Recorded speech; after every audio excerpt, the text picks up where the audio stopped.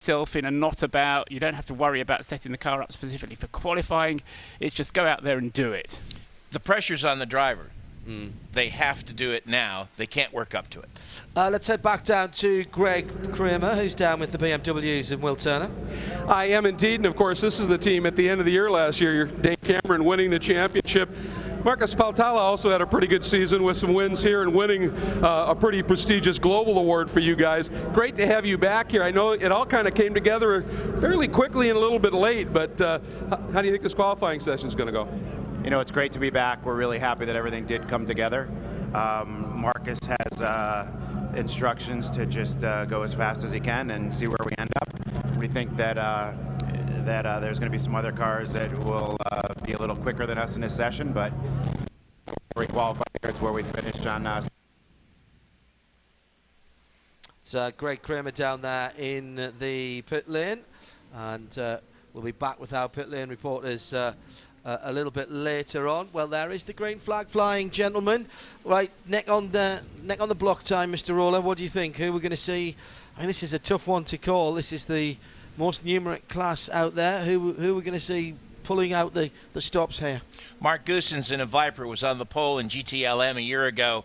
I think you will see in 2015 a Viper on the pole in GTD. Paul Truswell? Tyrone Blakemolen. Yeah. I mean, Viper. as you were saying, Mark Goossens, I was thinking Tyrone Blakemolen. He's in a Viper. Yep. He was quick in practice, so... but as you say, you only get one chance. But Blakemolen's quick, the car's quick. It's got to be favourite. Okay. Cars are out on the circuit now, and they'll take a wee while to get up to speed and to begin to run up their temperatures. You know, he hates it when you do that to him. I know that. I think I do it. That's why I do it. Of course it is. You're listening to IMSA Radio, live from Daytona International Speedway. It's Paul Truswell, Jim Roller and John Hindhoff in the booth. We're doing a little bit of testing ourselves down in the pit lane with Jeremy Shaw and Greg Kramer. And hopefully we'll get back down to those guys in a wee while.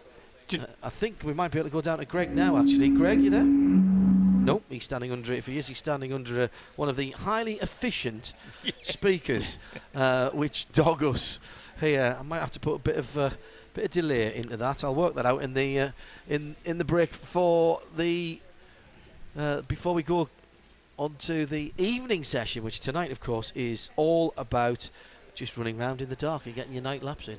One of the things I love about Daytona, and I mean, we've all been saying how much what a great circuit it is, but it's a few minutes after 4 o'clock in the afternoon, and the whole of the West Banking is in shade.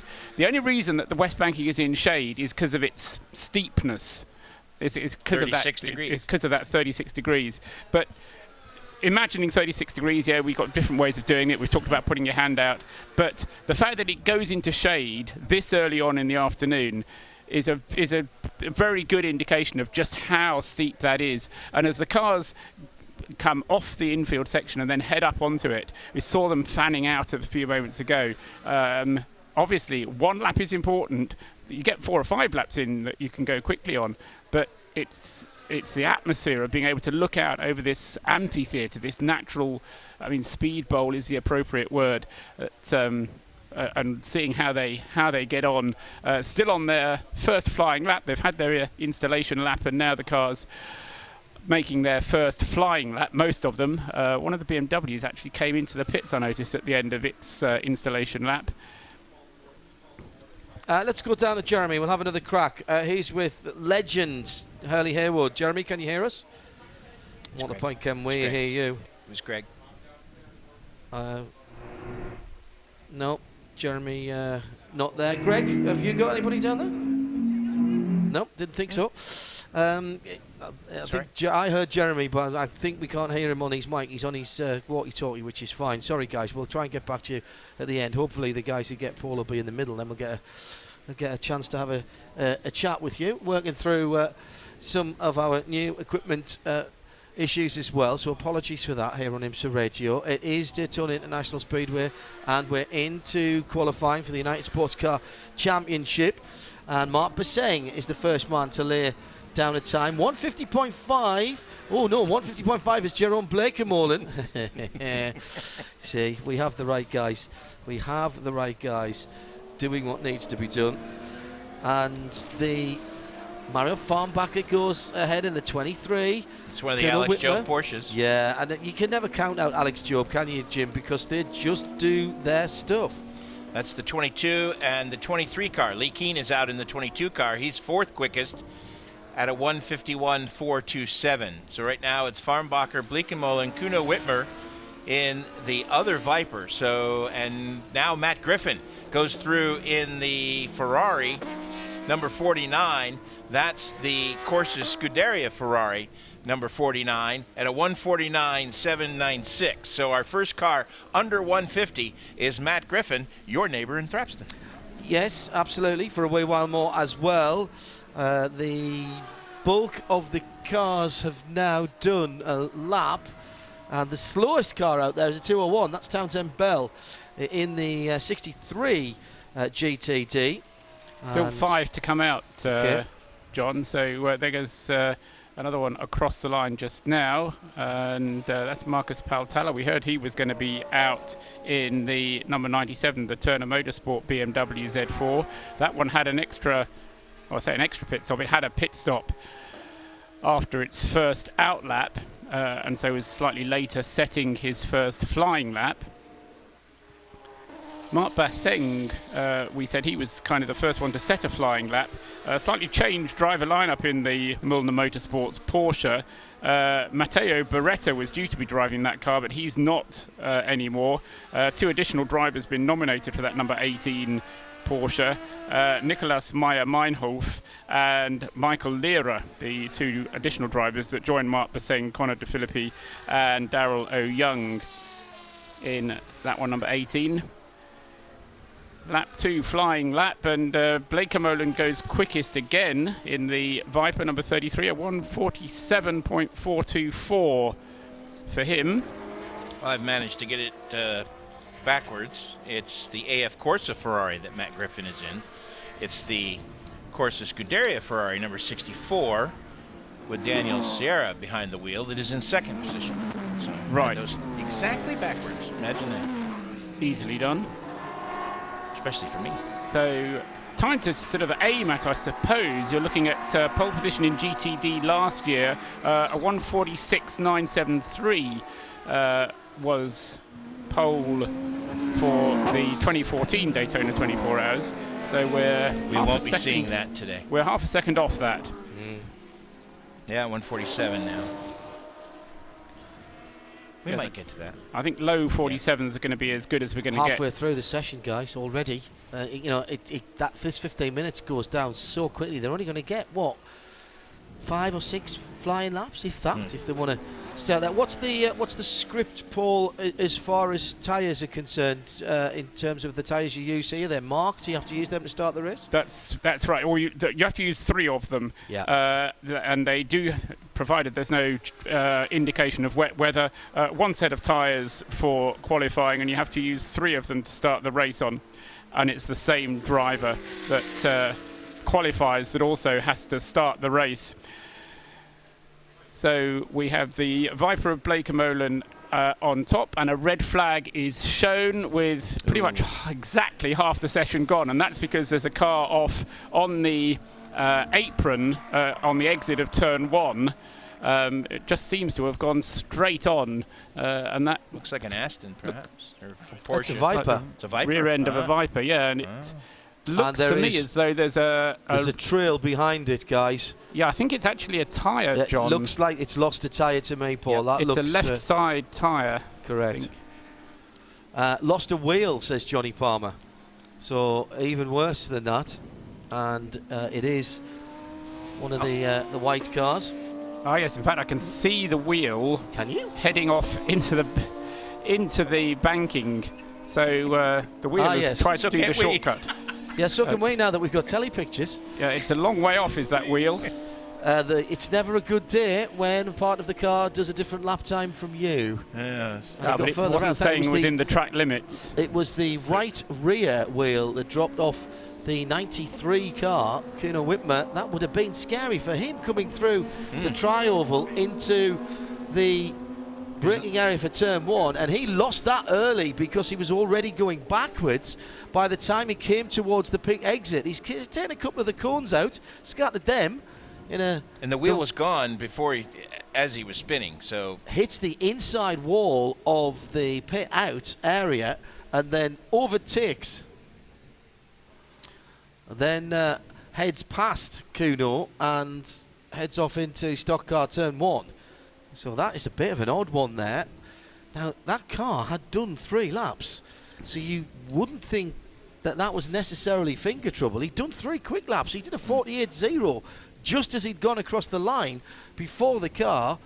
No, that must have been some kind of hub failure, I would think, John. It certainly wasn't a wheel nut popping off. I was just trying to see. Dennis Paul is the man who is waving the red flag. I was just trying to see the right rear to see if the wheel nut was still on there. No, that's gone. Thank you, guys. Excellent shots that we're getting from our TV colleagues who are faxing themselves out today as well. The Brembo brake disc and the hub looks like that might have stripped. That looks like to me, Jim, that has stripped the thread. There's looking a bit second-hand, isn't it? Remnants of, in fact, as well, if you look at the area that the wheel seats onto, there are holes there that look like wheel studs, but they're not, of course, because it's a centre lock wheel. And that car, I'm afraid, has stopped the session. The clock continues to run. Now, it only continues to run because it's being shown as running.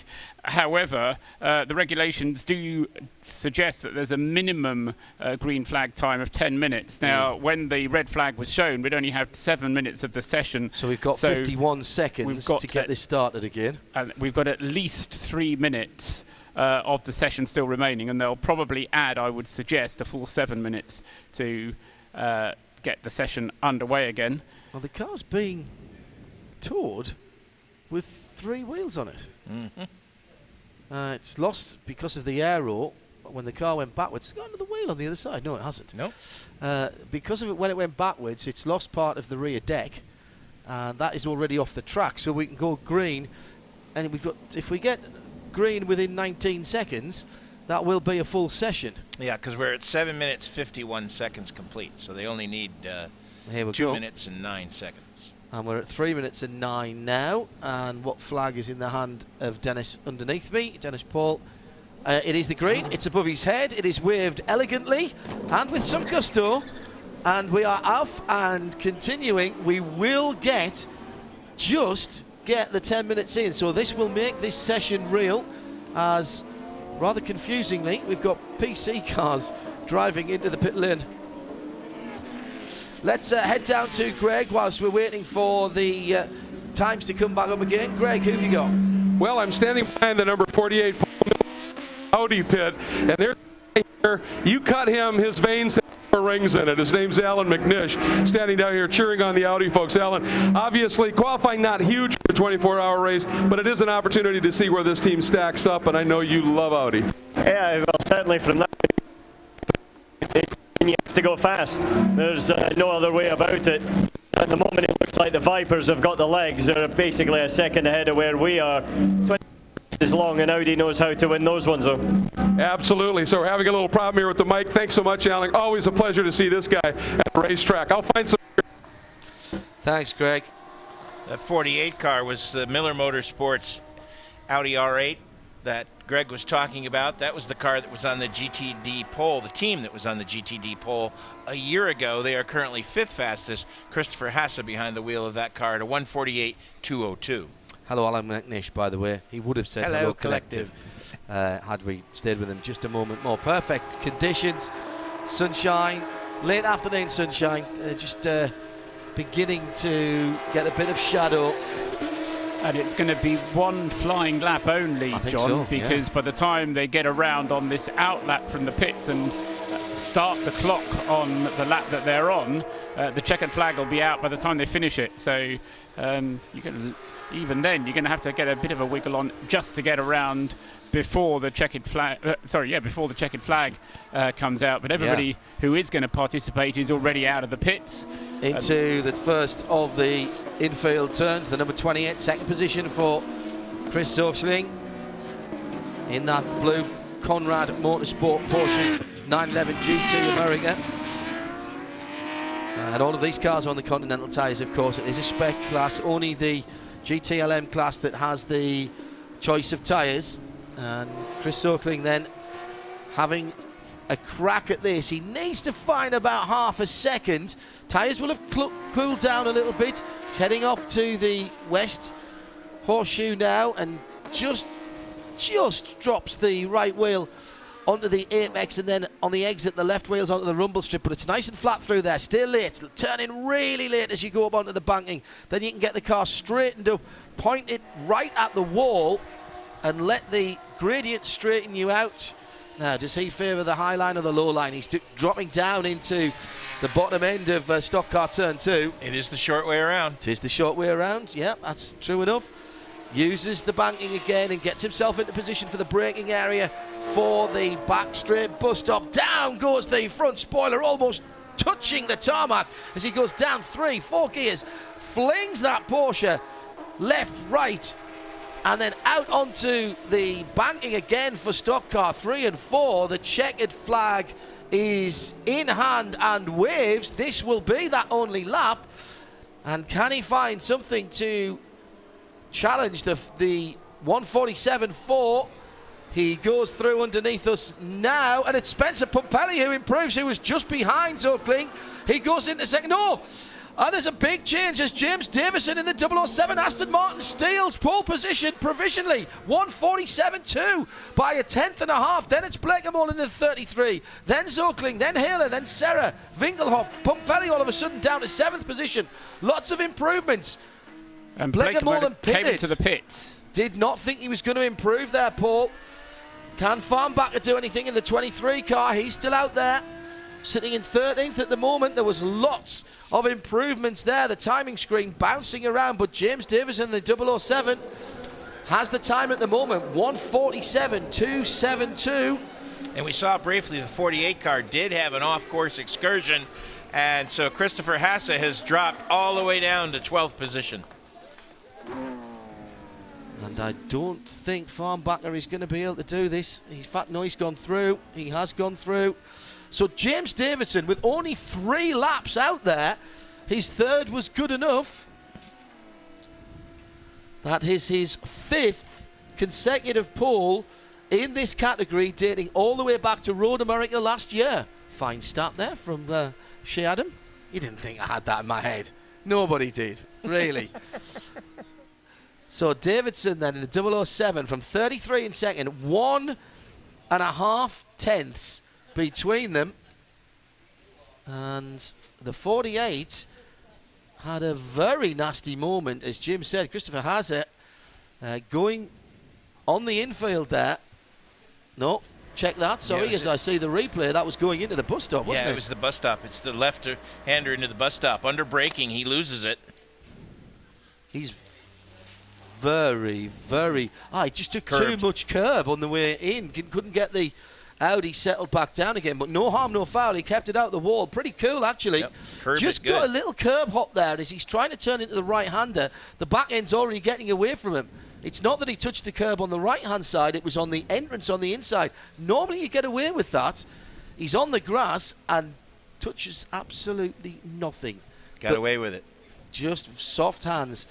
The light blue and pinstripe 007 comes in to its pit stall, and they are going bonkers down there. Greg Kramer. Oh, yes, I'll tell you, this is absolutely ecstatic right now. Davison crawling out, as you said, his 5th consecutive pole, including the 4 to wrap the season up with last year. I understand we have a little bit of breakup here, but I'm going to see if I can sneak in and grab a quick interview with James Davison. Officially, he will win the Total Pole Award. Now getting congratulations from Kevin. And hopefully, little bit of bench racing here. Guys, Mike seems a little bit sketchy. James, again, phenomenal job. What is it with you, this car, in qualifying? You just seem to be untouchable. God, to be honest,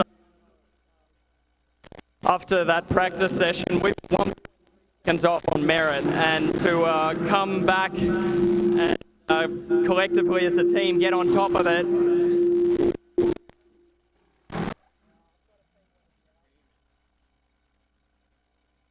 Back out of this, we're having some technical issues. Congratulations, James. Kevin, well done, my friend.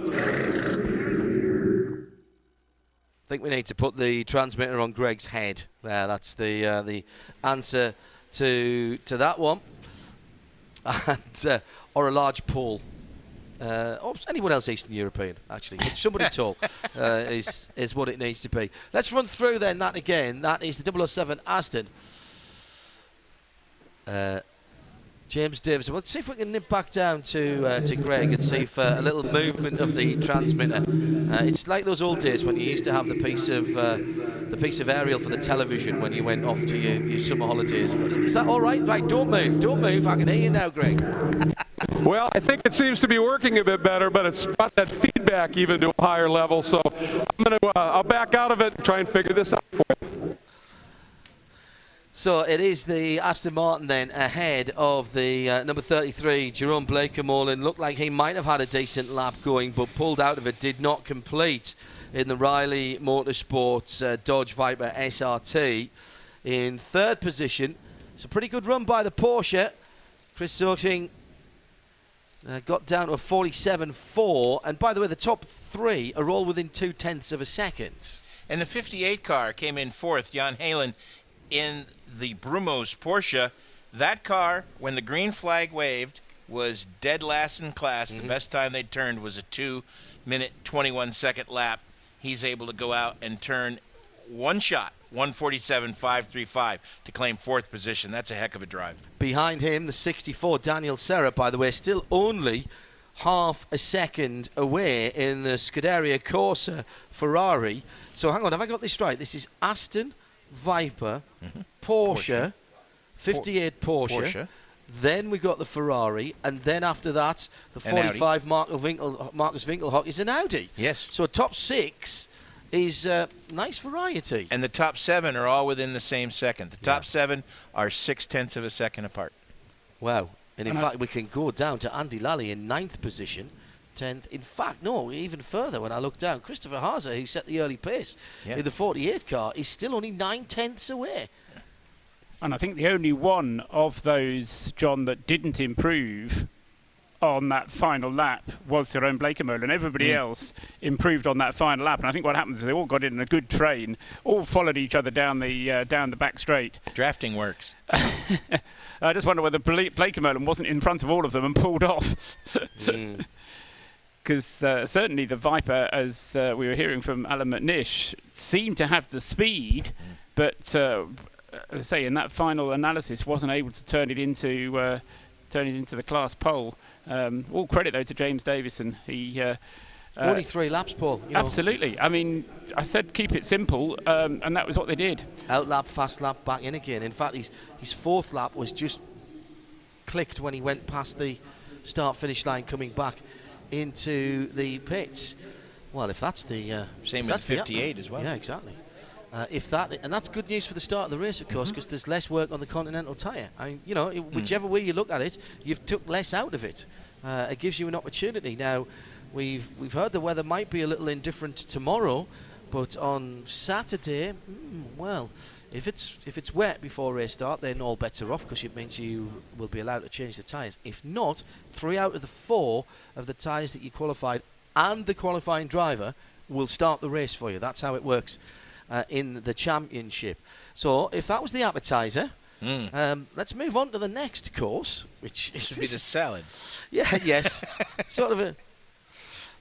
Let's see if we can get a word with Darren Turner and Greg. We're going to stick the aerial up as far as we can and say good afternoon to Darren Turner with Greg. All right, thanks very much. Boy, it sounds a little bit more solid anyway. Darren Turner, what a delight, first of all, to see the factory Aston Martin team here running at this race. We understand you guys are looking at maybe the 4 endurance races, and then we'll see after Sebring about the rest of the season. But great to be here at the Roar test. This car looked to be every bit a contender. Yeah, from last year we've made a big step forward, and the pace seems to be there. We're obviously going to find out now in a few minutes when Pedro goes out for qualifying, but it's always good to be back in America racing the championships. A lot of fun, and obviously being over here with the Aston Martin is great. Absolutely. It's interesting to see because you guys were so quick at the Roar. We had a BMW topping one of the sessions earlier. We had a Ferrari topping one of the sessions. Looks like parity may be pretty much reached here.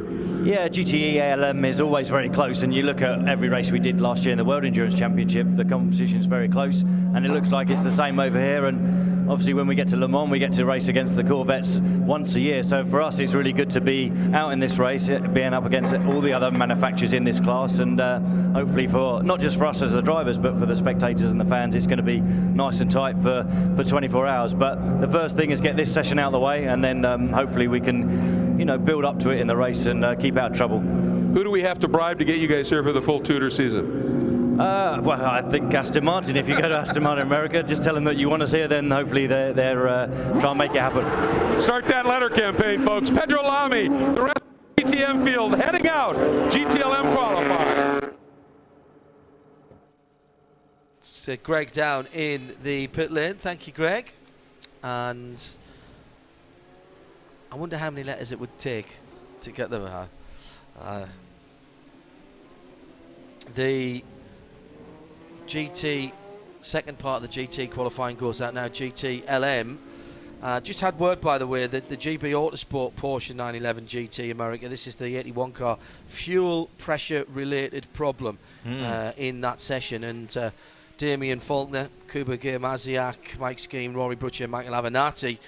Not sure that car actually turned a lap. No, it didn't, did it? Nope. So there's something that Paul will write down, fuel pressure for 81. Thanks to Mike Skeen for firing that in to us. Who's your pick here? Turned the tables on you, didn't I? Yeah, you did. You got in first. Aston Martin. Yeah. I can see Aston Martin doing a double here. There's a lot of good teams that will try. They sure were good at the Roar. Yeah. But Corvette, who was out to lunch at the Roar, in the last session got up to second and third. I think they'll be in with a shout. I think Ferrari's going to be tough to beat, but I've got to go with Aston Martin as well. I was wrong last session, so it's not like I got a win streak I'm trying to protect. I'll be impressed if Corvette can turn it around that much, but it was a very much happier Danny Binks that I saw. Now, I didn't see him at the Raw, you did, but from what you described to me, and we listened to intensely to those, to the 3 programs that you and Shay did from the Raw. They're on the archive at radiolemans.com if you haven't heard them, and also the review on Midweek Motorsport the following week. You described, and I've seen Danny, and I knew the face that Danny was pulling when he was talking to you about pulling those cars out on Sunday morning when it was raining. I saw a smiley Danny Binks. Yeah, he wasn't a happy bunny when he was here. He was smiley Danny Binks this afternoon. They have found something, and that was the thing that they worried about, that they wouldn't be able to find something. But clearly when they got back and either took the cars apart, and I don't know what it is, but it could have been something as simple as a broken shocker, or something that just wasn't right, where the baseline maybe wasn't right, but those cars all of a sudden have come to life this week. Just going back to that previous GTD session and having made a note, as I was told, about the number 81 problem, we didn't bring to anybody's attention the fact that the 009 TRG Aston didn't come out at all either. That was the other one. We were expecting 19 cars to come out, only 17 did. So not quite sure what the 009 problem was, or whether in fact the 4th driver, if he's ever nominated, is going to be the one that starts the race. And so because he hasn't been nominated yet, they couldn't actually get him to do the qualifying. I know they are looking to get a 4th driver for that car still, and deals were, I don't say they were being done, but they were being sought after being done during this morning. And as I say, that we've still got a TBA as the 4th driver in that 009 car. Both BMWs heading out. And that means the entire GTLM field is now out on the racetrack. Round 10. If you are... See, I would prefer to be around dozen, but that's because I'm old-fashioned. But if you decimal, then, it's a good number. And they are all out on the circuit coming round. You're listening to IMSA Radio, live from Daytona International Speedway, Florida, late afternoon, coming up to 4:30 here in Florida. And first through is Jimmy Bruni, who, by the way, I have seen more fat on a butcher's apron than him this weekend. He is Skeletor.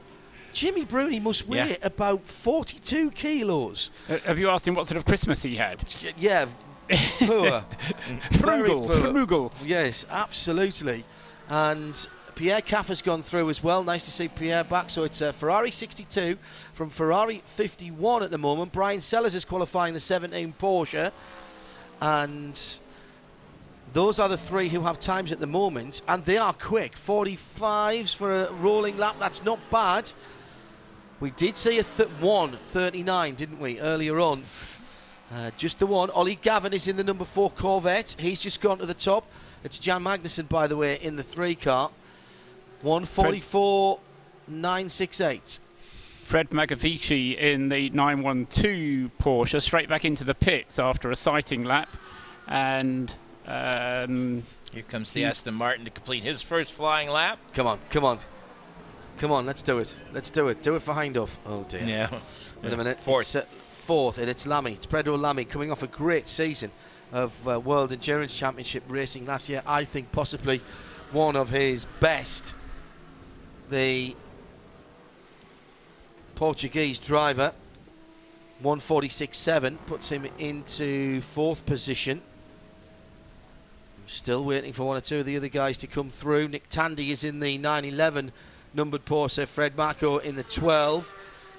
And they have done very slow first lap. Sorry, Paul. The 2 Porsches building up tyres in their temperatures in their Michelin tyres very carefully.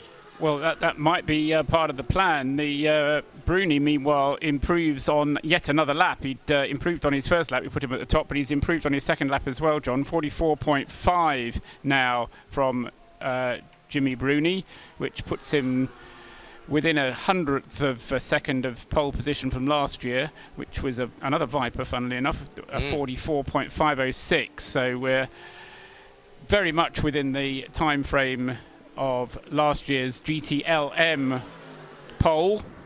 Fred Makovici in the 912 has gone up to 6th position. Big year for him, moving up to the prototype. And good to see Porsches looking at the GT ranks as they have ever done, of course. They are one of the teams who, through the years, have promoted from within. Fred Macko, who could have been an Aston driver. He drove pretty much everything in his early GT career. And Nick Tandy and Fred Macko have both just improved and bounced up in the Nick Tandy in the 911 to 7th, Fred Macko to 8th. Ollie Gavin goes to the top in the Corvette. Why did we bat against the Corvette? 1:43.9. Corvette number 4, Ferrari number 51, Ferrari number 62, Porsche number 17, Corvette number 3. Give a shout out to the new dad, Brian Sellers, who's doing a great job in qualifying, and good for him too that he's getting a chance to qualify the car. It says a lot that Falcon really has grown in trust for this young driver. He wants to get in the car to get a bit of peace and quiet. He's got the little one here at the track. His mum and dad's here as well. I'm only joking. He's an adorable little guy. He's the most photogenic child. Yes, me too. The most photogenic child I have ever seen. Well done. That's Brian and Jamie. What do you yeah, well, exactly. It is Sports Cars Golden Couple. And they have it's Posh and Becks for sports cars, isn't it? Boy, when you think about it, you know. Without the shoes, she wears more sensible shoes. Yeah, well, you've seen her on a girls' night out. It might be different, you know. That, yeah, the little one is here in the infield. They've got a motorhome, they've got an RV, and Brian's mum and dad are on babysitting duties, doting grandparents, I'm sure. Ollie Gavin still then with a 43.4 now. Cat for a 44 flat. Sorry, Paul. Yeah, no, the 2 Corvettes, I think riding shotgun is the appropriate American expression. nose to tail as they came across the start-finish strip that time, and they're now on the infield with, I suspect, Jan Magnussen in the number 3 car. Just about to swap over. They've just changed around. And this is like the old days of Formula Ford on the British touring car package. Paul, do you remember everybody used to say no toe, no front row? I was going to say olden days at Formula Ford at Silverstone on the club circuit. It was before British touring cars, but all depends how old your olden days are. I remember them being on the touring car package when, you know, they're not a slicks and wings, or certainly not a wings formula, and you wanted to get in behind your teammate. No toe, no front row. That's what they always used to say. Try to get themselves ready. I think Jan just let him go, though. Yes, he did. Yep. So Ollie Gavin on the banking, coming out of stock car turn 1. Bruni turn now, 2, excuse me. Bruni now joins Gavin in the 143s at a 143.97. Slightly disappointed about the pace of the BMWs. I would have expected them to be they were higher up. They're down on straight line speed. Yeah, a good half a second slower at the moment. Bill Oberlin, the faster of the 2 BMWs, number 25 in 4th place. His best lap of 144.1. I'd say 3/4 of a second slower than the current pole. And is that going to remain Oliver Gavin, or is Jan Magnussen in the other Corvette going to be able to improve? He's coming up to the start-finish line now. And the BMW Team RL car, Jonathan Edwards at the wheel of that car, has been in and out of the pits. We've had all 10 of them out and done a lap, and there's 2 seconds between them at the moment. And in in fact, no, we've gone over 10 minutes now. I was reading that the wrong way. Thank you, Jim. We have had the 10 minutes, so this is a live session. Session is official. Yeah. You know, it's so short, this. I don't think you can really afford to come in. No. Normally you would do a couple of quick laps, come in, check the tyre pressures and go back out again. I don't think you lose more on your start-up lap. Correct. By coming in, you obviously lose a lap as well. And if you're getting into a rhythm, as Ollie Gavin clearly is, you kind of want to say to him, keep on going, son. Yeah, absolutely right. I think what's going to happen now is Oliver's going to slow down a little bit and allow the other one, Magnussen, to catch up with him, and then we're going to see whether Magnussen's going to get a bit of a tow. He's close enough now to be able to tow up a little bit. Meanwhile, John Edwards heard what I was saying about BMWs and has put that BMW up into 3rd place, so good for him. 143.966. So 3 cars underneath the 44 marker. 43.966 for the BMW, and it's Corvette, Ferrari, BMW at the top now. I'm really excited to see these guys racing here. I hope we don't get too much attrition. The ACO class cars, the GTLM cars, are still probably some of my favourite racing cars. Quality, even if you haven't got the quantity of them. No, absolutely. I mean, you've got a pair of quality Corvettes. You've got a. There isn't a dog in the bunch. No, absolutely not. You look at these cars, and if you get the opportunity to go down into the pits, and there's good access here at Daytona, so if you're heading towards us, listening to us on IMSA Radio now, don't forget 106.5 scanner frequency 454 even, thanks to Racing Radios. You can get in there. These are proper racing cars. It's not so long ago that the standards of preparation of these cars, and indeed the speeds that they're going at some circuits around the world, are in the GT1 kind of area. Absolutely right. Yeah. And I mean the driver quality as well. I mean, if you look at the depth of quality in the 3-4 drivers that are in all of those GTLM cars, top quality. I mean, even if you look up into the prototype ranks, there's always one driver you sort of think, oh, he won't be quite as quick. But you look at these, and every single car doesn't have a weak link. 24 car coming in. That is the second pit stop. No, excuse me, he's carried on. He was just diving down onto the apron for a moment and carries past and through onto the infield. Now heading towards the International Horseshoe and through it. Heading from my left to right through that blindingly quick left-handed king. And this is one of the areas that you can get pretty close to the side of the circuit, going down to the west horseshoe, the west hairpin on the infield. And those cars come at you at a rate of knots at that position. I know Paul's looking forward to getting out and looking at these cars through the nighttime session. We're going to let him out of the cage. Yes. And he's going to go and get to see some racing cars. I've got to go out with my torch. I'm going to see what I can see. that That's a flashlight for all of you. Oh, it's a flashlight. Sorry, yes. If you are here at the track listing on 454 or 106.5 FM, don't forget you can look at the side of the cars and see the positional lights, these little markers on the side, the illuminated panels, which have been developed over the years from the leader lights. We saw them in Dubai again for the guys at Creventic, and they've had them a couple of years. And I've got to say, the 24 car at the moment, with John Edwards driving it, is really pushing hard. It's got the big number 3 just after the BMW M marker on the side. But it's actually 4th at the moment, John, because Pedro Lamy has done the job that Darren Turner was predicting that he was going to, and got the Aston Martin up into 3rd place with a 1:43.960, just 6,000ths of a second quicker than John Edwards is in the BMW. And I like the numbers better than the dots. Yeah. Numbers give you better information. Yeah, and when you've got a big field, as we had in Dubai, and we saw all of those, you look at it immediately, it's not class positions there, it was overall positions, and it is really good. You don't have to explain to people what it is. Here, it's red numbers for the GTLM cars, of course, and red wing end plates as well. The red backgrounds signifying the pro categories, if you like.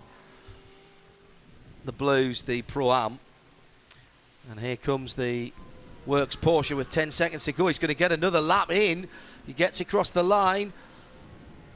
And, yep, he's gone through. They're just not quick enough, though, are they? No, they are really not. That's the 911 car that's just gone through. And Nick Tandy, I mean, he's a good steerer. 912 just went through. That's the 911 who's coming to the checkered flag. Just went through the bus stop. So it was Fred Mako that just sneaked through before the checker. So all 10 of the GTLM cars have been out. Ollie Gavin sneaking ahead with over 0.3 of a second now. That's a huge gap, with Jimmy Bruni now in second for the 51 Lamy. And then Jan Magnussen's just jumped up to 5th position. So it's 4:51, 98.24 and 3, your top 5, with Pierre Caffer in the 62 Ferrari in 6th position. And under half a second between the whole of the top 6, with a 100th of a second between Magnussen and Caffer. The two Corvettes, line astern, Gavin and Magnussen.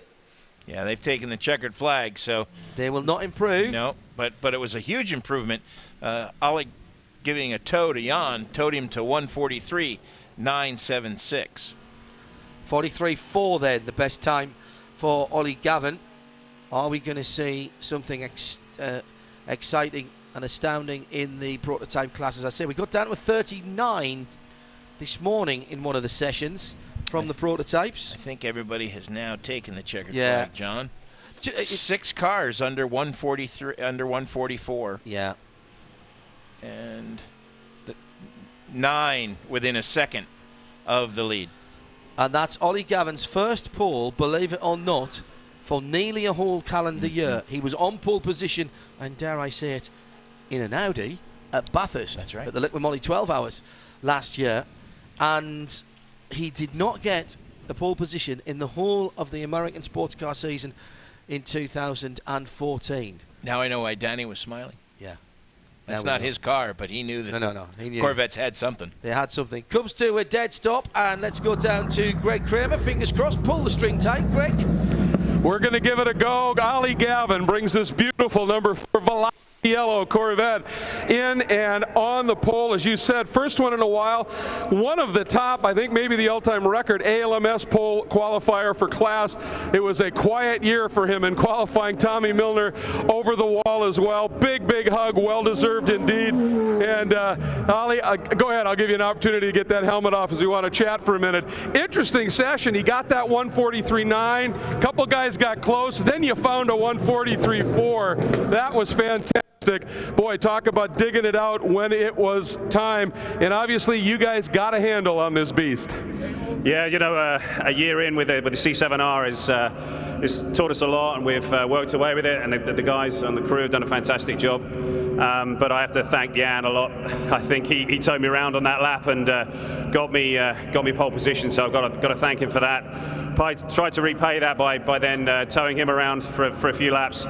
But you know, it was just that little bit of extra straight line speed that the toe gave us to give us the pole position. And so yeah, I'm delighted and really thrilled here to start 2015 season off with a big bang. Total Pole Award and everything, that's obviously special.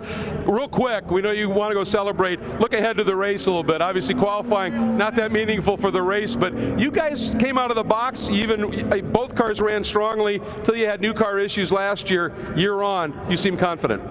Yeah, we are. I mean, we like I say, we've got a year under our belts with this car, and so we're sure we're pleased with all of that, and we kind of know what we need to do with this car a bit better now. So yeah, we're optimistic for the race, but you know, it's 24 hours, it's a long one, this race is brutal, it's hard, it's going to be cold, and you know, that's going to play a big factor into it, and you know, how the traffic works, and you know, there's a huge load of ramifications here, so we're just taking one step at a time, pleased that we're on pole, it's delighted for everybody at Corvette Racing and the C7R and Team Chevy, so yeah, very pleased. And all of the Corvette racing drivers always say one thing about these cars, they are comfortable, and you know what, they're real pretty. And any car that's quick is a driver's delight, isn't it? It could be so ugly that even its mother didn't want to love it, but that's not the case in case of the Corvette. But a fast car is always a good-looking car. Drivers will tell you that. Well done to Ollie Gavin, who puts 3.5 tenths on Jimmy Bruni in the first of Ferraris, the 51 car, and Doug Feehan, program manager, just getting in between his two drivers there, and Ollie quite clearly having a quick word with Jan Magnussen to say thank you very much. The tall man from Northamptonshire, Yardley Hastings' foremost sports car driver. Pretty classy move on his part to thank Jan. Always. Yeah, that's good friends. Yeah, that's well, they're all good mates on that team. Yeah, great vibe there as well.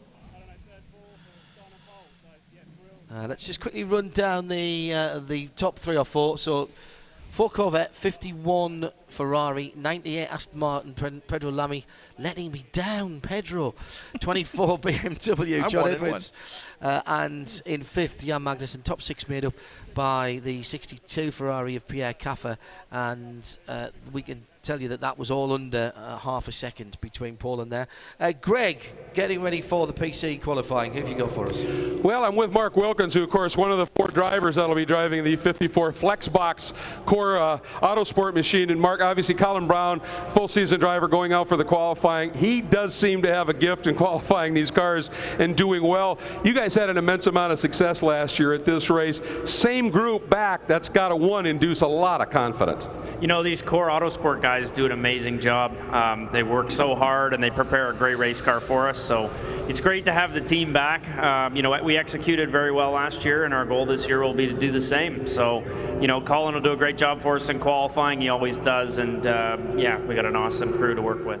And obviously, there have been a couple of changes. They've upped the rev limit, a little different cam profile, changed some of the ride height rules. How much can you actually feel that this year? Yeah, you can feel a little bit. I mean, a little different drivability, you know, but the car generally feels pretty similar, to be honest. So, you know, very strong package, fun race car, really good around the banks of Daytona here, and you know, I think it's going to be a great fun race with some great competition as we had last year, and you know, we'll just keep plugging away and one lap at a time. And no driver aids, no traction control. This is a real racer's race car. It's going to be fun to see what they do in qualifying. Good luck to you and the team. Thanks very much. Can't wait. Well, the PC category, not sure how much more life that this particular formula has got. These are now very old race cars. Started life as LMP1 cars. Let's not forget, they are proper racing cars, but they've been around for quite a long time. And you know, I look at things like LMP3 and think that, you know, it would be a shame to see these PC cars go, because we've never caught on in Europe. Had one season where they had a series of their own. I think we did comms on them at Silverstone one time, supporting something that we did, Paul, when they had about 14 or 15 of them, and they did a support race at Le Mans. But over here, they've worked really, really well. I mean, they've done what they were supposed to do, which is to get people involved in prototype racing. I think it's a bit like in the old days, you never got into trouble for buying an IBM computer because nobody would blame you. It was a good formula to get into prototype racing, whereas if you get into the whole customer program of a P2 operation, you have to know which one you're going to buy, and you then want to get value for money. Whereas with this, it's in some ways a typical American egalitarian system. Which bizarrely, of course, came from a French manufacturer. Indeed, and all credit to Orica for marketing them over here. And I mean, you have to give Orica credit because they have, they are a racing car manufacturer, and they've done a lot of good work in selling them. But for my money, the car itself has done what it was supposed to do, and it's got people involved. I think it was Road Atlanta the weekend after a Petit Le Mans, or the Sunday after a Petit Le Mans, that they actually did the first test a few years ago. Monday. No, it was the Monday. It was the Monday, and then he invited the press, and I even allowed some of the press who had I've got a feeling licenses. Gunnar Jeanette might have been the first guy to drive one. Yes, he was. You remember it well. And I was really annoyed that I hadn't stayed on. I just think it's worked so well, and certainly down the years has provided some fantastic racing, but always so close in qualifying, as you kind of expect from a spec series. Flushed with our success of getting Greg Kramer on the radio link, let's see if we can do it again. Greg, where have you moved down to? Well, I've moved down to the PR1 Matheson Motorsports pit. Mr. Palmer, come here for a second. This is a great story. This is a gentleman that I got fairly familiar with the last couple of years, obviously driving in the Pirelli World Challenge, running with the Global Motorsports Group Audi team. Big difference stepping into one of these prototype challenge cars. How's it been going for you guys so far? You know, it was great. We opened up the first session P1, second session P3, so I feel really confident with the team. You know, I'm kind of getting back to my roots. I grew up go-karting a lot, and this car is very much like one. So very fun. Glad to be at my first Daytona 24, and hopefully keep it on the dance floor and come home with a win. That roar you heard, by the way, was Tom Kimber-Smith heading out. He'll do the qualifying. You know, you come from a car that really is, chock full of driver aids and assists. This is none of that stuff. It's raw horsepower, throttle control, your right foot. It's got to present just a great challenge. Absolutely. You know, the first time I got in the car, I was very impressed with the carbon brakes. I'd never used carbon brakes before. So just getting used to that, being aggressive, and also being smooth, it rewards smoothness. If you push the car too hard like the GT3 car and try to rely on driver aids, they're just not there. So it's an overall fun car, and it's a pleasure to drive.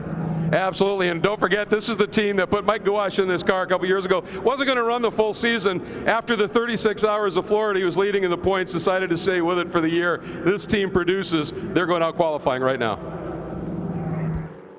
It's Greg Kramer down in the pits, and the cars roll out on their green flag laps.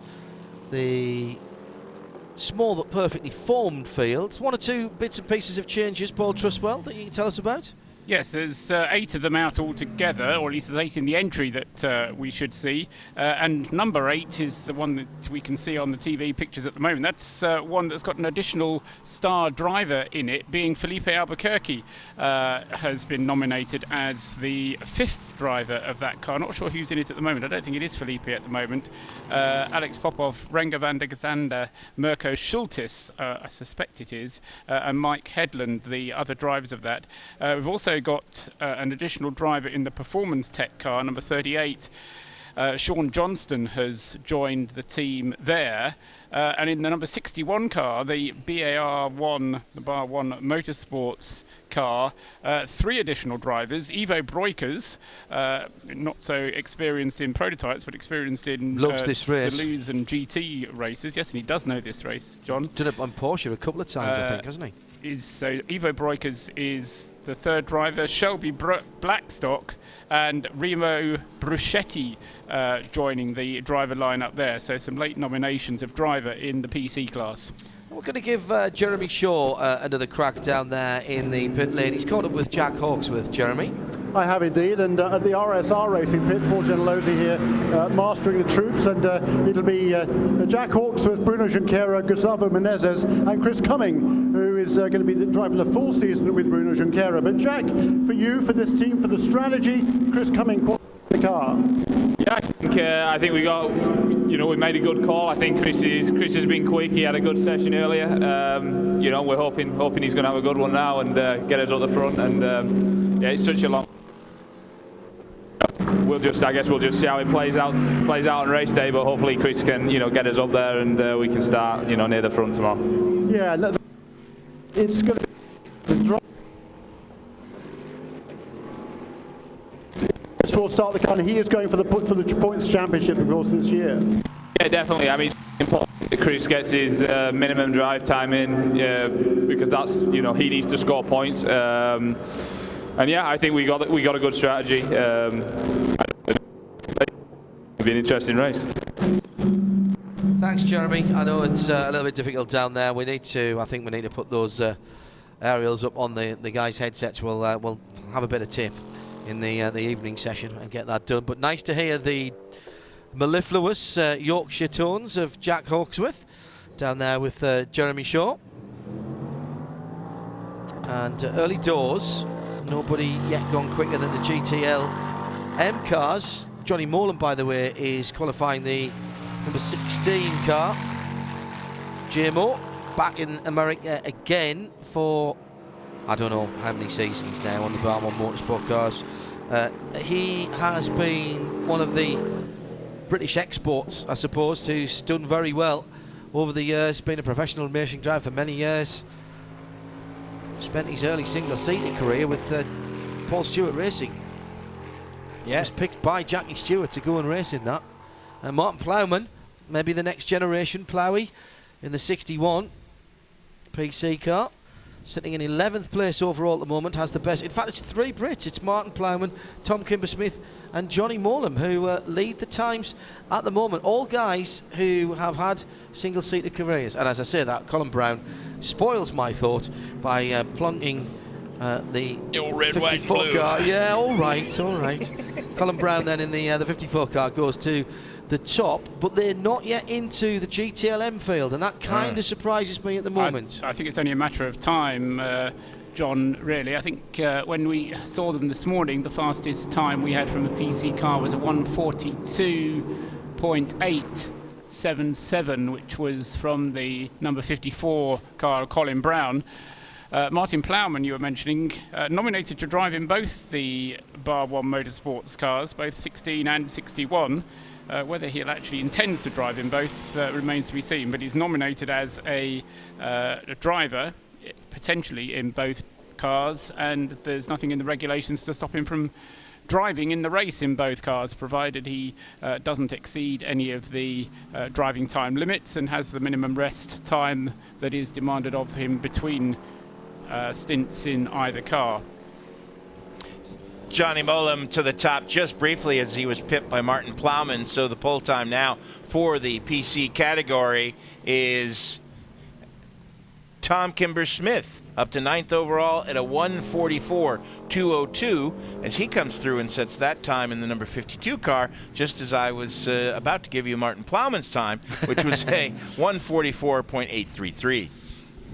All of these guys, Tom Kimber-Smith, Martin Plowman, Johnny Morland, Colin Brown, who they went for a speed record round here, didn't they? With the Ford Ecotec engine, and was doing bonkers kind of times in that. All of these guys, though, you could easily promote those into a P2 or even a P1 team. They have. Easily. I mean, Johnny Morland, of course, has got plenty of experience. He's driven with a number of P1 cars down the years as the.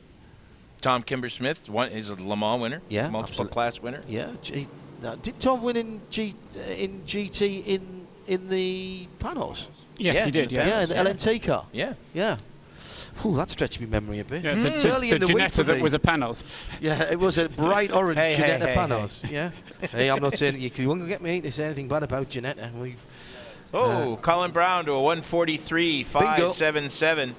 And Johnny Morland goes better, 43.4, and now we've got someone faster than Ollie Gavin. Yeah, I think it will happen now. It's interesting, they obviously warming the tyres up a little bit longer. Possibly it's a little bit later. It's getting on for 5 o'clock in the evening and takes a little bit longer to warm the tyres. But remember, it's relatively recently that these cars have moved onto the Continental tyres because they spent such a long time on Michelin's. Yeah. And when the United Sports Car Championship was brought into being, only last year did they get the Continental tyres, and the guys have been working with Continental.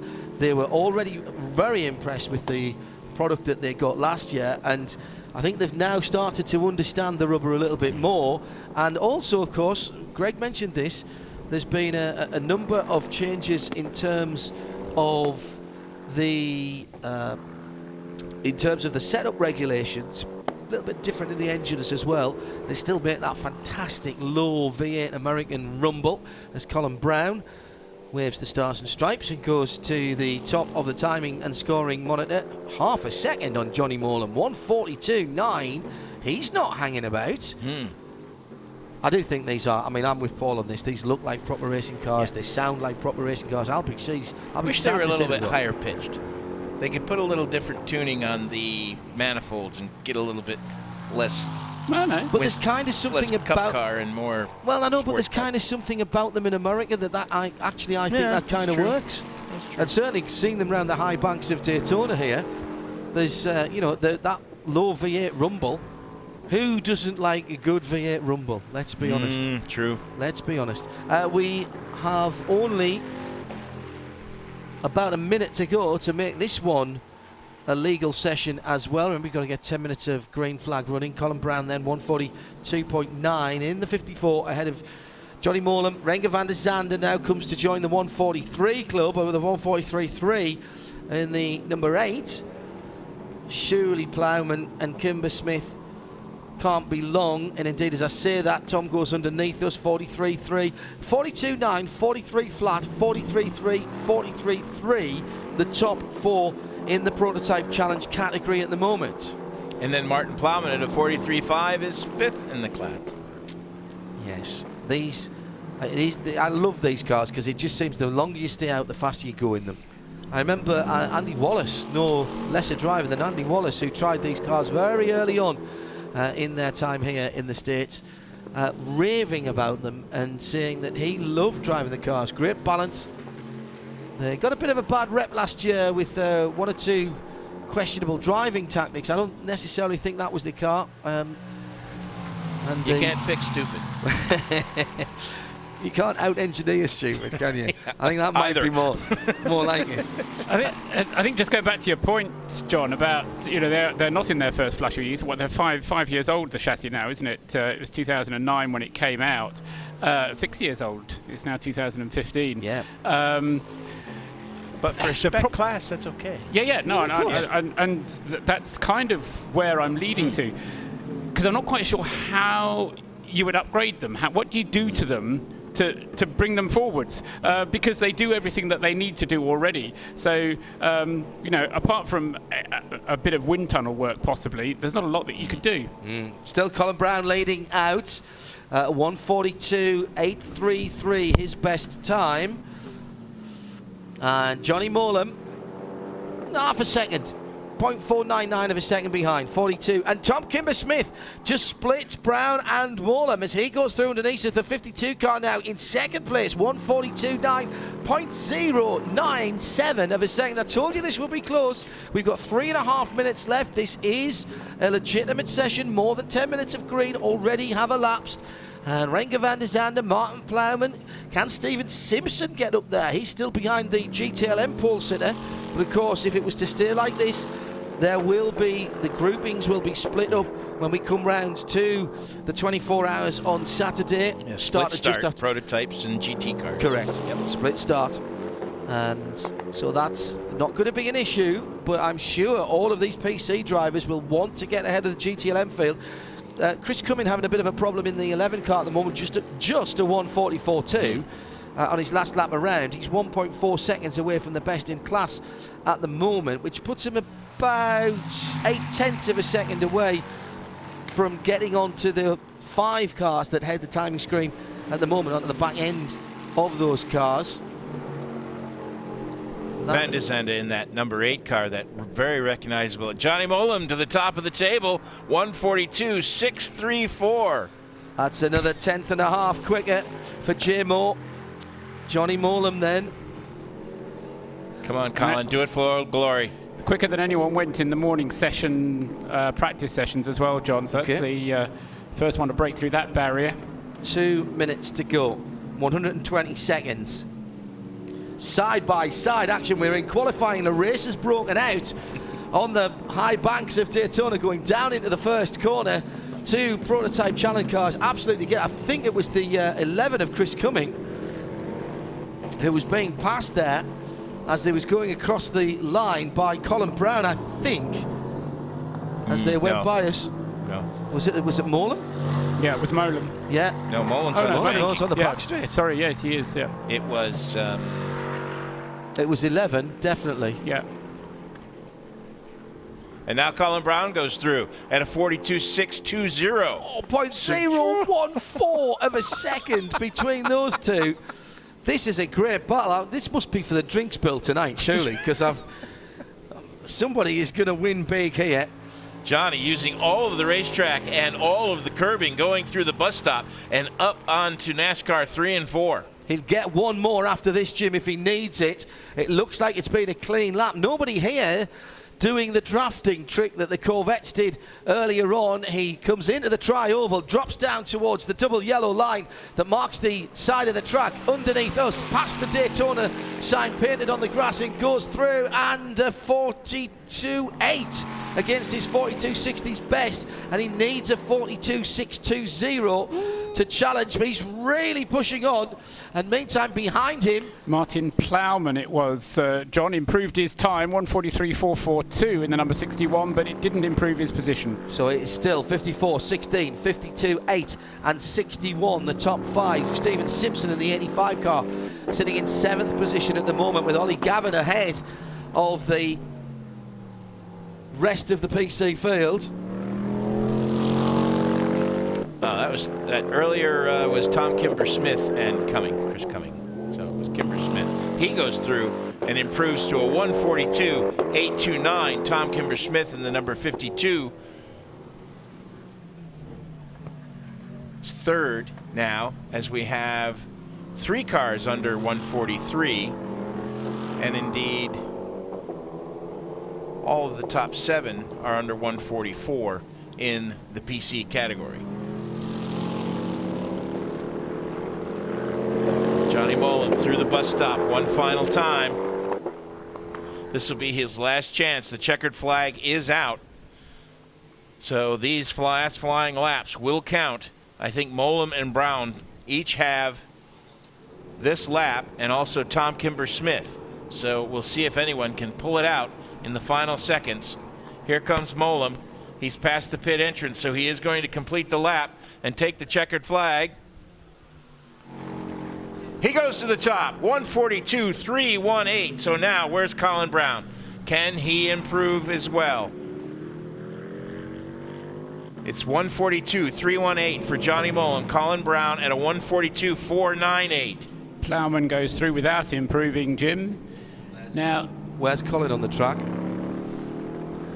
Just waiting to see the 54 car come around. 0.180 of a second. That was all a bit close across the start-finish line again, and I have a feeling that was Tom Kimber-Smith again, Jim. Yeah. Side by side across the start-finish line as he came through, and he wasn't able to improve because of that. 0.06 of a second slower than he'd already been. There's Colin Brown going down the back straightaway, so he has taken the checkered flag. He's taken the checkered flag. Your man gets the pole. Johnny Molan. Congratulations, strikes JMO. again. And with just 0.180 of a second, they did just get faster as they went on, Paul.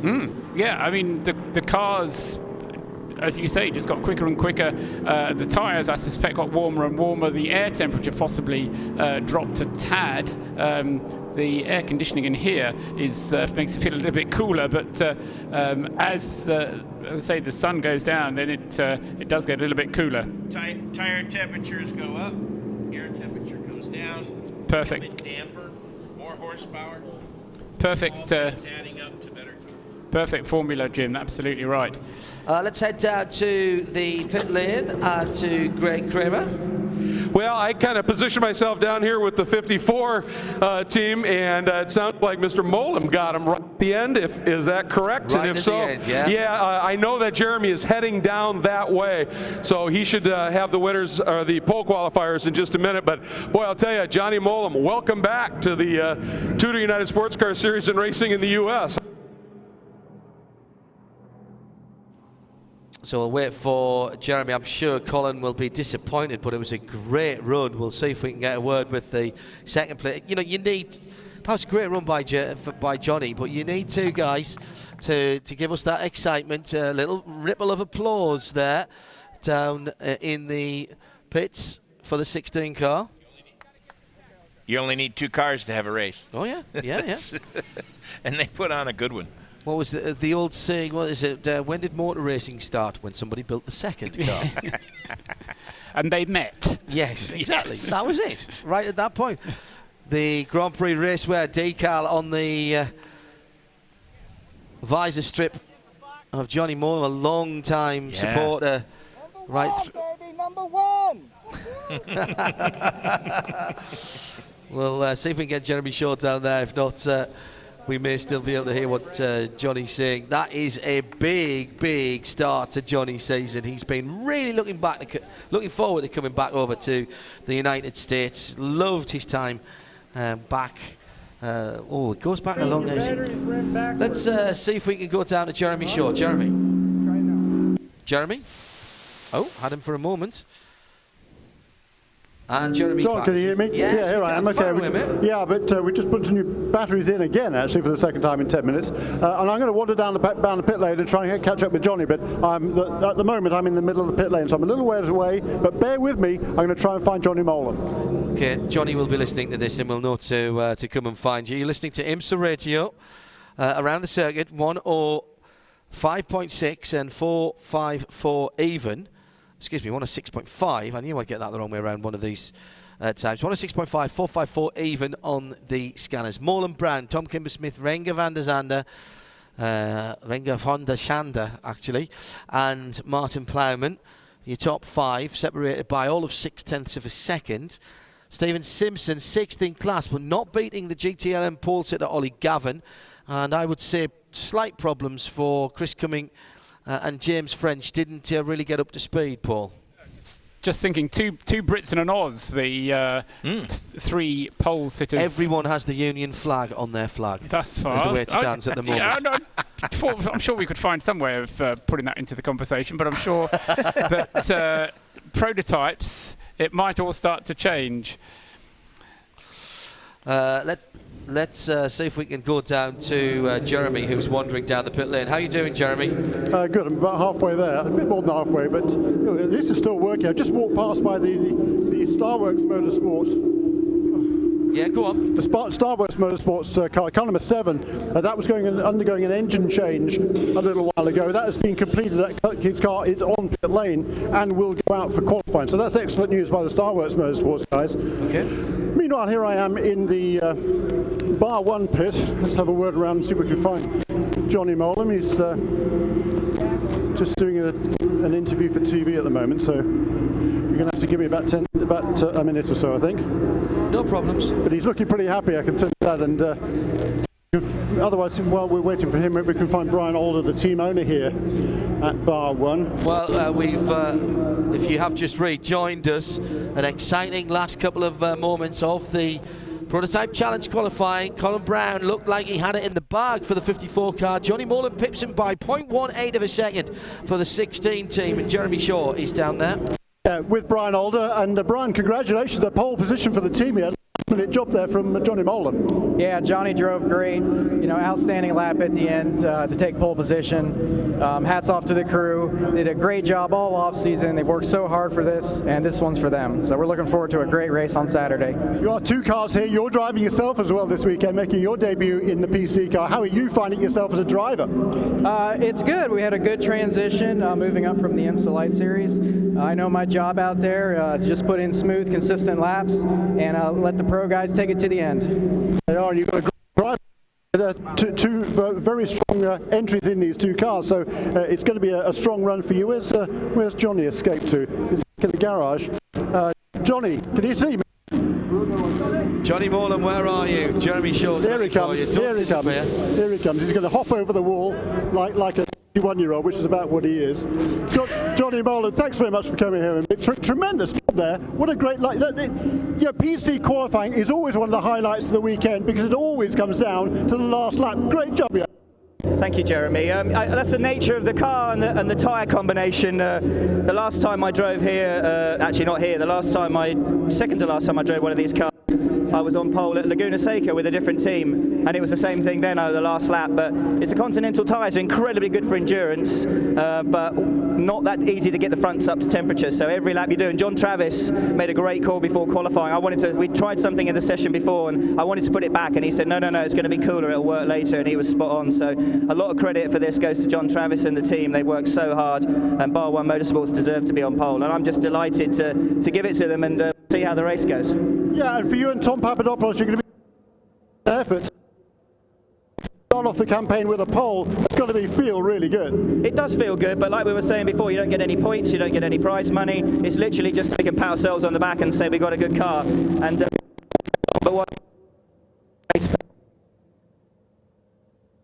Well, just losing Johnny at the end there, but very classy indeed from Johnny Morlam, giving a lot of credit to the team for getting that car set up properly so that it came back to them. Great stuff by Johnny Morlam. And so we have 3 pole sitters confirmed now. Johnny Morlam for the 16 Bar One Motorsports, for the number 4 Ollie Gavin for the Gem Chevy Corvette, and for GTD James Davison for the 007 Aston Martin. We can kind of claim James, can't we? Because he's in a British car. So, I know he's an Australian, so we can't really. He won't be having that. But he has got, the British flag. He's got the Union flag on his flag. It's part of it. It's part of it. Let's stay down in the pits now. AJ Allmendinger has been waiting patiently with Greg. He has been waiting very patiently, but with a big smile on his face. AJ obviously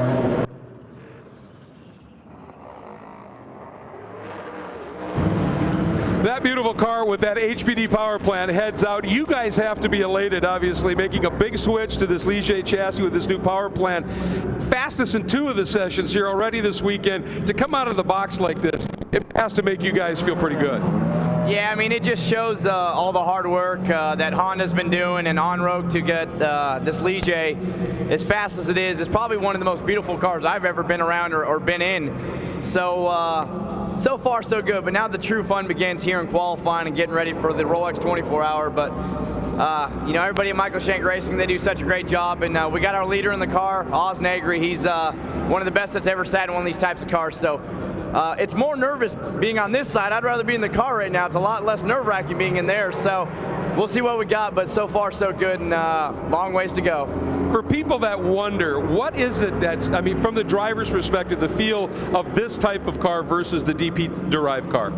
I mean, it's just it's a different type of driving. The Daytona prototypes definitely got a little bit more steam down the straightaway. The Ligier, these P2 cars, they're a little bit lighter, a little bit more nimble through the corners. So at a place like this, the Daytona, it's that give and take. You're fast through the infield, not as fast down the straightaway, but the car's been so fun to drive. I feel very fortunate. It's my 10th year with Michael Shank Racing. We've been fortunate enough to win it once.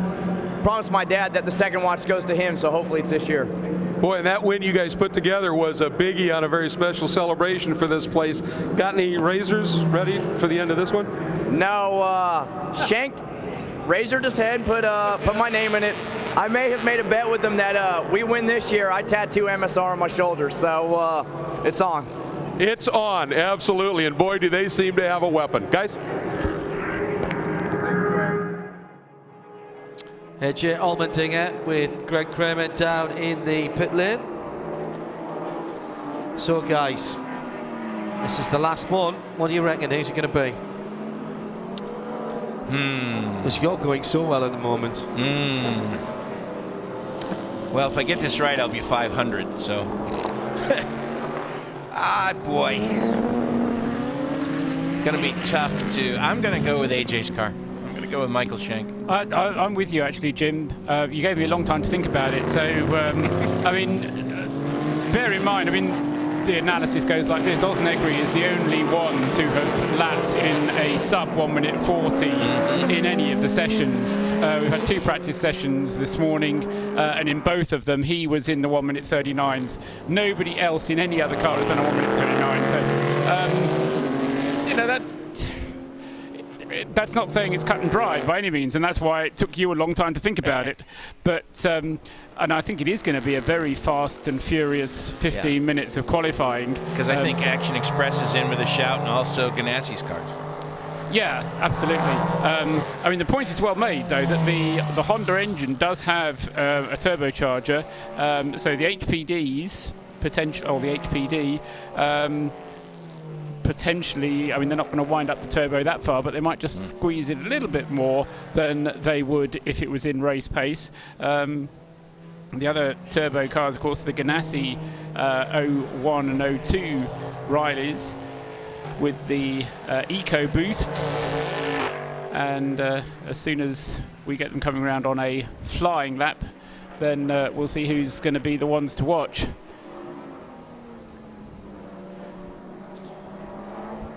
So let's just keep an eye on the times as they come through. First two through, the 57, Olivier Pla in the Tracy Crone Ligier, and then Gabi Chavez in the 0 car. That is the Delta Wing. They both turning times in the 1:43.3s. That's just the tip of the iceberg, my friends. Just the tip of the iceberg.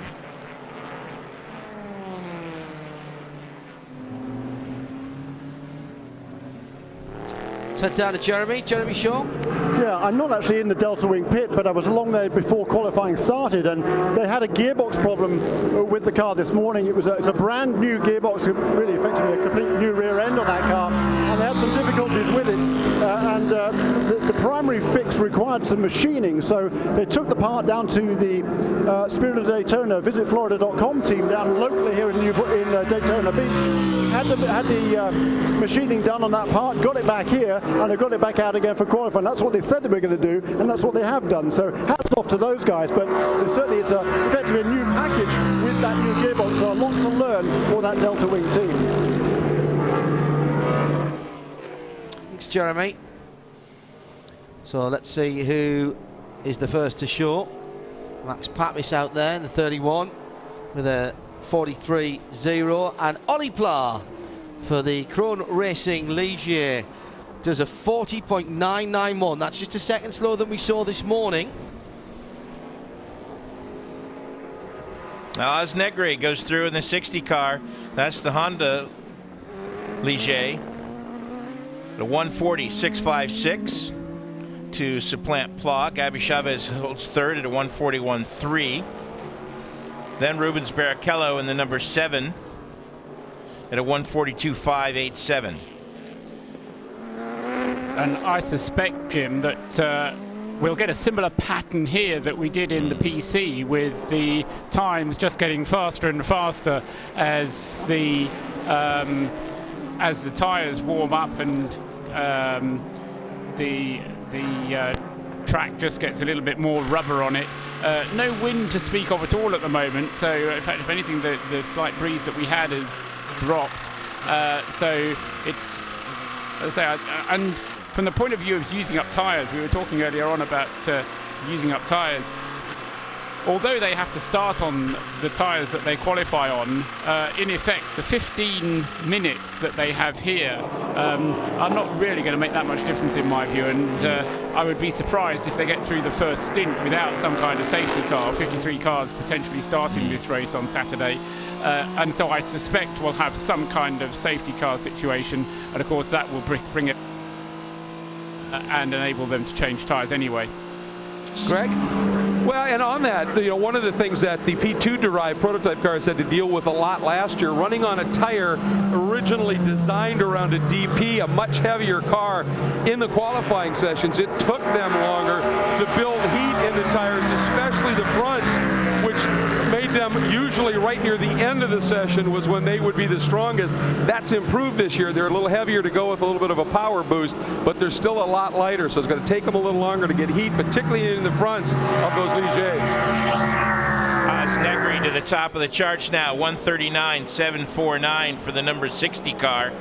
Then Olivier Pla. We were told now it's Andy Merrick in the Delta Wing, not Gabi Chavez. Ricky Taylor is now 5th in the prototype class in the number 10 car at a 1:40.245. Then comes Scott Dixon and Scott Pruitt in the 2 Ganassi cars at a 1:42.4 and a 1. That's out of whack, and a 1:41.103. So that rounds out your top 5 or 6. There's a car coming slowly into the pit lane, Jim, and it's one of the Mazdas. Can't quite see if it's the 07 or the 70 at this point, but look for much improved things from them this year. At the Roar, they were 7 seconds a lap faster than they ever were around here before. So it's a sad moment here to see that car pull in and go straight back to the garage. Yeah, it's the 07 car with the green graphics on it. So the 07, I'm not even sure that completed a flying lap. It might have been its first lap through that it went, as Jim says, into the pit lane, but then rather than going along to its pit box, turned sharp left in order to take the car back to its garage. Oz Negri improves again to a 1:39.555. That's just a little bit better, 0.3 better than the 1:39.854 that Scott Pruitt had turned just moments beforehand. Also now under 1:40, Joao Barbosa in the Action Express number 5 at a 1:39.9. And now Scott Dixon joins the party in the 1:39s at a 1:39.6. That'll put him second behind Negri. Yes, time's just getting faster and faster, and I suspect, as Greg was just saying, this is a lot to do. I mean, we heard it from Johnny Molam as well, didn't we? That getting the front tyres up to the temperatures that they can use is exactly what they need. So 4 cars in the 1:39s. 10 minutes now complete, 10 minutes and 12 seconds, so the session is official. We've got 4 minutes and 45 seconds remaining in the session. We'll see if we can get down below the 1:39, get into the 1:38s, or perhaps even a high 1:37 in the remaining 4 minutes of this session. All the cars in the top 5 have completed 5 laps. Now Olivier Pla goes through and improves to 1:39.683, but that's only good enough for 4th position at this point. Andy Merrick, though, Jim. Andy Merrick now at a 1:39.9 in the Delta Wing. Yeah, that's a good performance there from Andy, and getting a bit of a slide on that car as well as he got it through the infield section. That's hard to slide a tricycle. No, it's not. It's got 4 wheels. Oh, I know, but they're so close together. I've driven a 3-wheeler on 2 wheels and managed to get it sideways. It's certainly on the limit of adhesion and beyond. Merrick showing great commitment at the wheel of the Delta Wing. Good to see that car. He's one of the more experienced drivers in that car now, in fairness. Mm-hmm. And has been with the program pretty much since its inception. Since it came away from being Nissan. Yes, yeah. Since it went up to Braselton. Jeremy Shaw, what do you have for us? Yeah, I was just down in the Mazda pit there. Tom Long hopped out on the 07 car, and there was a bit of smoke coming out of the bits where smoke shouldn't be coming out of, and I suggested maybe it was a turbo problem. He said, I'm afraid not. So I think that was turbinal, certainly on the 07 car right now. And this morning he said the car was running absolutely perfectly. They were just working on some balance, getting the balance of the car consistent for the race. But certainly for the 07 car, it's an early end to qualify. And that confirms that the radio mic works right down in the garage area, because Jeremy was reporting from down there. Yeah, but he was standing on his tiptoes with it held above his head. No. I think that was very interesting. Joao Barbosa now, as Oz Negri goes through once again, 1:39.268. He improves. Joao Barbosa goes through at a 1:39.568. So now we have, in fact, the top 6 cars are all in the 1:39s, and the top 7 are all within a second of each other.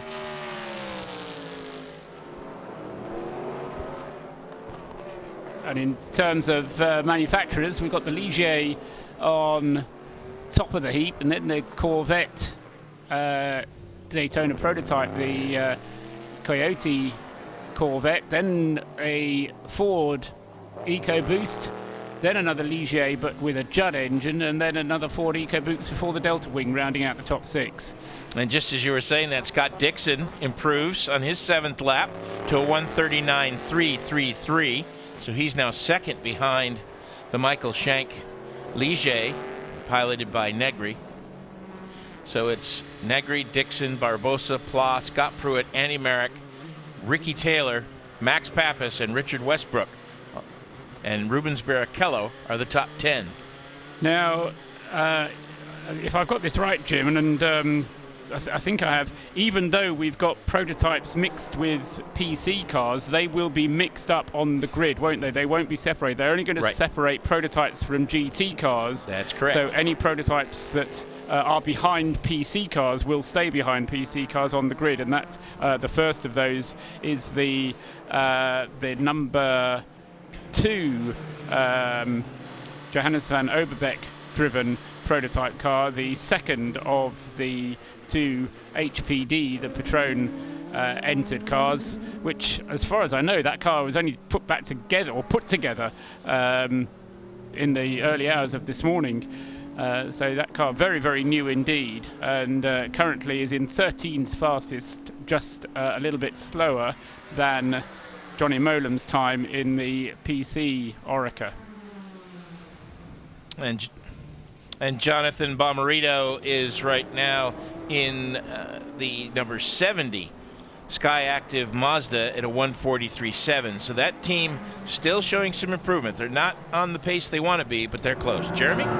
Yeah, with Chris Fittipaldi racing, just suggesting to Christian that conditions appear to be pretty good out there, Christian, but the track apparently isn't saying the same thing. Well, it's pretty nice and cool.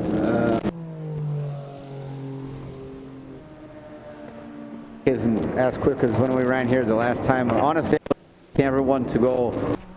But again, you want to try and be on pole. If you can't make it on pole, then it's a long, long race ahead of us, and a lot of things can happen. You just need to have a real solid, consistent car. And the new colours on the cars, that made the difference from the test. New colours on the car, of course, here for the race, Christian. New colours on the car. And new colours on the flag stand as well, as the checkered flag is out, with Dennis Paul just waving the checkered flag. Scott Dixon still on a flyer. We've got some cars still out there. Andy Merrick just went through and improved to 5th with a 1:39.625. So that's a great run for the Delta Wing. There goes Joao Barbosa. No improvement.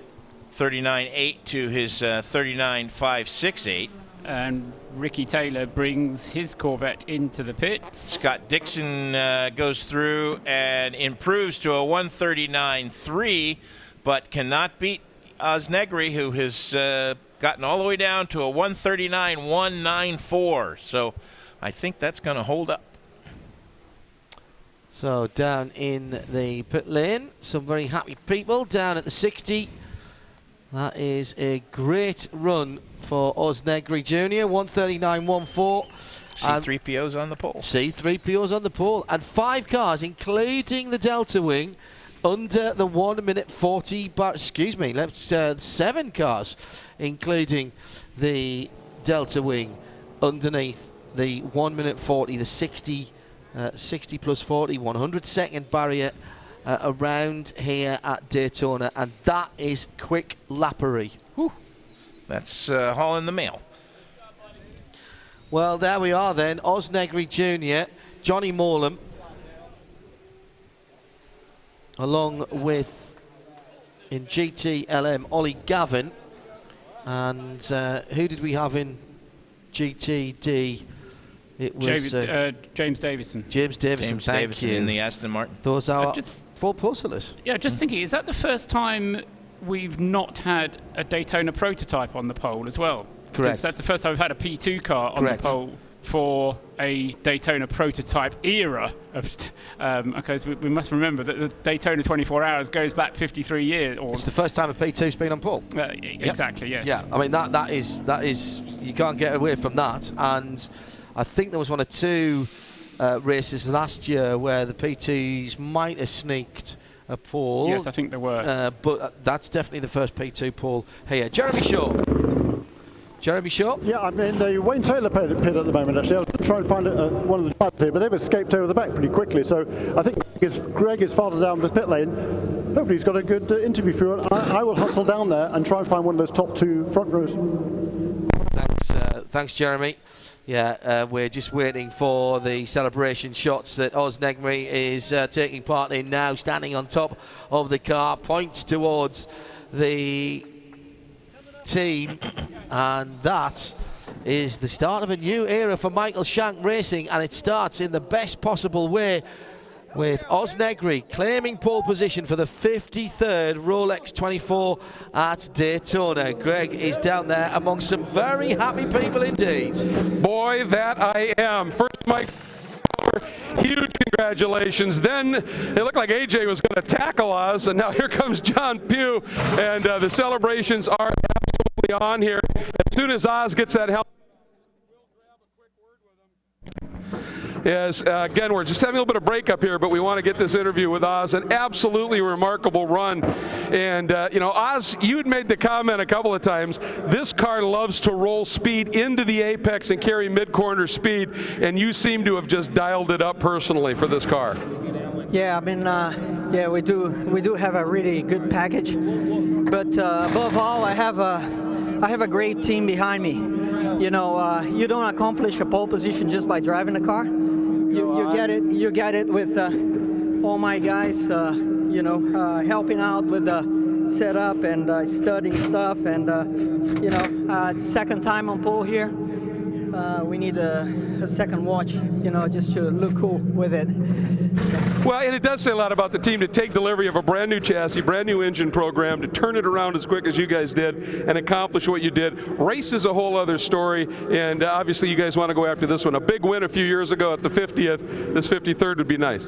Yeah, for sure. I mean, we've done it once. We know how to do it, and I tell you, yeah, we look good, we look strong, but we never stop working. I mean, 5-10 minutes before qualifying, I'm looking at data, looking at video, working with my teammates, working with my engineer, making a little change here and there, and you know, it paid off. It wasn't easy. I really pushed as hard as I could. I knew the DP, especially with the colder weather, they would come back to us, and so it took every little bit of my effort and the effort of the whole team. I gotta thank Continental Tires, brilliant job they do. HPD Honda engine, the guys have been fantastic. Gary's been a really good plus to the team. Tire Kingdom, our new sponsor, and On Rogue, the Ligier chassis. We have immense support from them, and it proved that we made the right move, and here we are, P1. It's a long race, but you know, I count with my teammates, mega fast AJ, really fast John, and really fast Matt. Absolutely. When he got out of the car, he crawled on it, turned, did the "I'm not worthy" to the crew, pointing out it's a team sport, earning the Total Pole Award. Absolutely great job. You know what? With this aero paint scheme, I know we've all taken to calling it the C-3PO car, but this is no protocol droid, folks. This thing flies.